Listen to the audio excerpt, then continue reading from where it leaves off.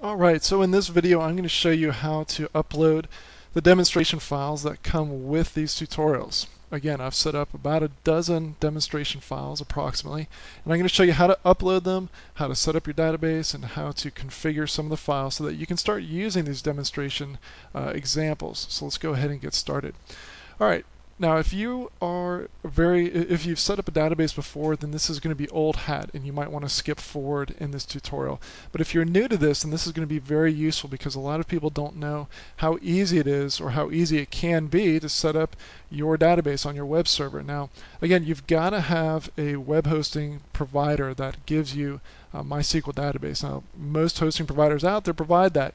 You are also going to need PHP 5, which is going to come into play later on in the examples. And if your web hosting provider does not provide that, then again, go to 15daysofjquery.com. That's my website /hosting, and I'll give you a link out to my preferred hosting provider along with a promotion code to knock the price down to just a penny. But let's go ahead and get started. What I'm going to show you is how to set up a database in 4 steps. Now, depending on your hosting provider, your admin panel may look very different, but the steps are basically the same. You're going to log into your web hosting account. You're going to create a new database. You're going to create a new database user, and you're going to assign the user to the database. And that's the step that most people forget, especially when they're doing this for the first time. But even folks like me sometimes forget to assign the user to the database because we're in a hurry, and then we wonder, why can't we connect to the database? Basically, the logic is this. You could have a lot of different, let's just use, I'm just pulling numbers out of the air. You could have 3 different database users and 10 different databases. And so the web hosting, the server needs to know which users have access to which databases. So that's why there's that extra step of assigning the user to the database.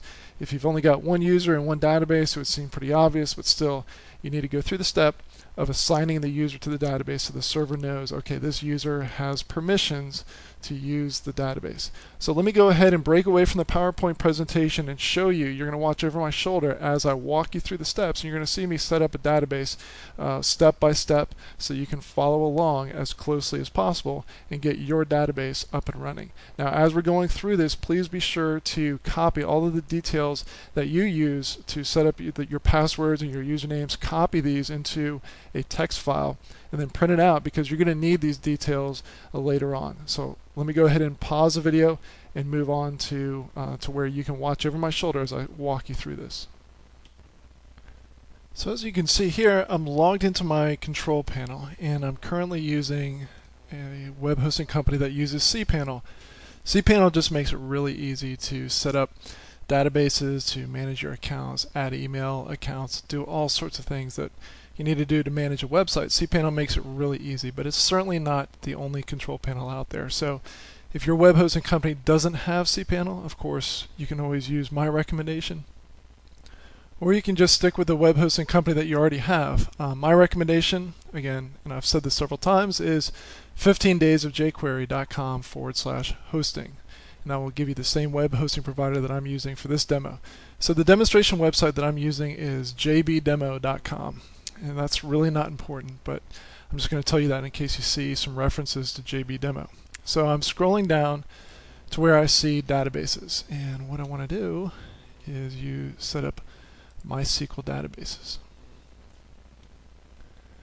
So I've clicked that link, and hopefully the page is going to come up here pretty soon.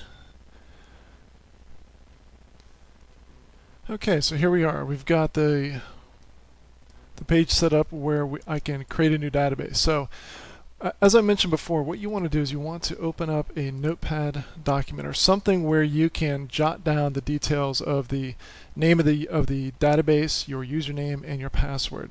And also the host. If your web hosting provider doesn't use localhost, if they use some other host, then you need that too. So you need 4 bits of information. So let's go through this. Let's create a new database.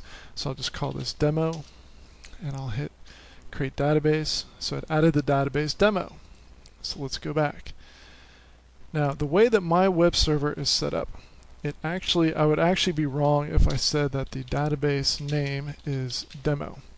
It's actually my username for the main account So I'll go ahead and give that out as JBDE_demo. So this is the username part _demo, and I'll show you how if I didn't know that just from having done this so many times, I'll show you how you would know that. But let's go ahead and move forward. The important thing is that you're writing this information down somewhere. Alright, so new database. Now I need a new user. And these are the users that I currently have set up. So add a new user. That's this right here. So I'm going to choose a username and password. Let's do demo and demo ABC. I have to type that again, demo ABC. So I will let's see here, I want to create the user. Added user demo with password demo ABC. So we need to add that information in. User demo pass demo ABC. So far so good. The last bit of information I need to know is the host. I happen to know that that is localhost, but again, I'll show you how you would know that. Now the user, again, is going to be my username for the main account, and then the password is just left the same. Now let me show you how I would know that. Let me go back.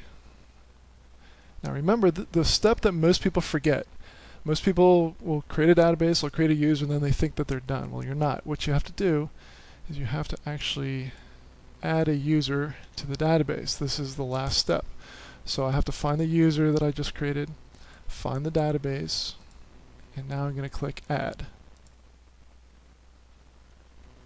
And I'm still not done. I have to choose. I can either choose from the menu of privileges, or I'm just going to do the simple thing and choose all privileges. Now look at this.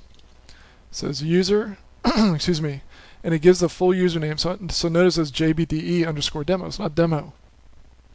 And the database, similarly, is JBDE_demo. So however your web hosting company sets it up is the way that you should use it, but they usually give you that information when you're setting this up.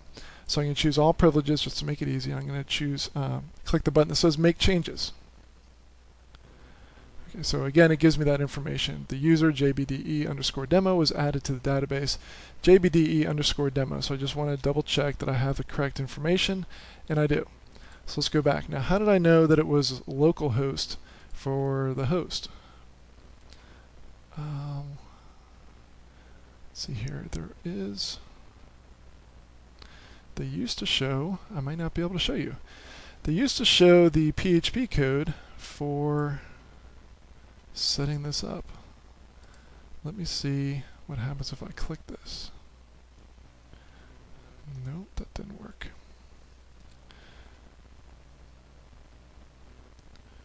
Alright, unfortunately I'm using a newer version of cPanel and it doesn't show the PHP code. It used to show the PHP code. It really doesn't matter.